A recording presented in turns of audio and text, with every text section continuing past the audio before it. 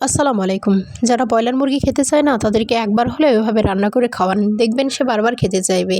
এটা রান্নার জন্য আমি এখানে মশলা নিয়েছি, আদা রসুন বাটা, জিরা বাটা নিয়েছি, মরিচ নিয়েছি, পেঁয়াজ, এলাচ, দারচিনি, তেজপাতা।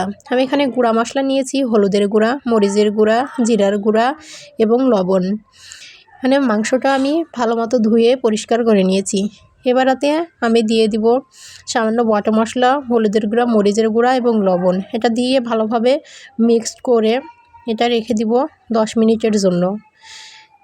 এবার আমি চলে যাব তাওয়ায়। এটা তাওয়ায় তেল দিয়ে এই মাংসগুলো ভালো মতো ভেজে নিব। এরকম লাল লাল করে ভাজা হয়ে গেলে এবার আমি চলে যাব চুলায় রান্না করার জন্য। এখানে রান্নার জন্য আমি দিয়েছি এলাচ, দারচিনি এবং তেজপাতা। এগুলো হালকা করে ভেজে নিব। ভেজে নেওয়া হয়ে গেলে দেখবেন যে এখানে একটা সুন্দর গ্রান বের হবে। এবারে দিয়ে দিব পেঁয়াজ এবং মরিচগুলো আমি ফালি করে দিয়েছি। এবার এটা কিছুক্ষণ নাড়াচাড়া করে দিয়ে দেব বাটা মশলা। বাটা মশলাটা একটু নাড়াচাড়া করে এতে দিয়ে দেব গুঁড়া মশলা। গুঁড়া মশলা দেওয়ার আগে অবশ্যই গুঁড়া মশলাগুলো পানি দিয়ে ভালোভাবে মিক্সড করে নেবেন, নাহলে এমনি গুঁড়া মশলা দিলে গুঁড়া মশলাগুলো পুড়ে ধরে যাবে।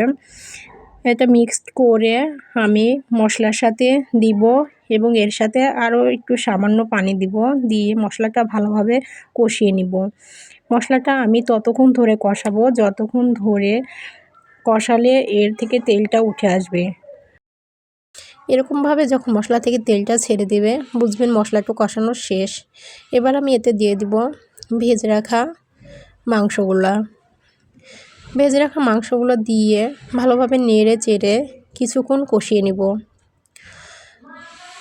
কিছুক্ষণ কষানো হয়ে গেলে দেখবেন যে এর থেকে তেল ছেড়ে দিয়েছে, ঠিক এরকম।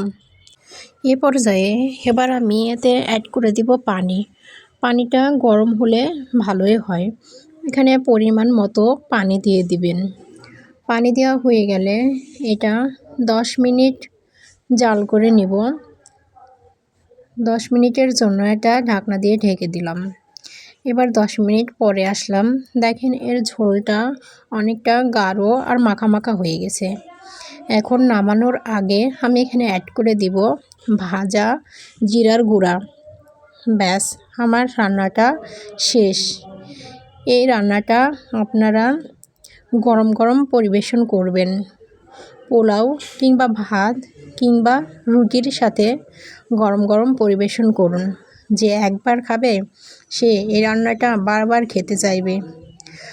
ধন্যবাদ সবাইকে আমার পাশে থাকার জন্য।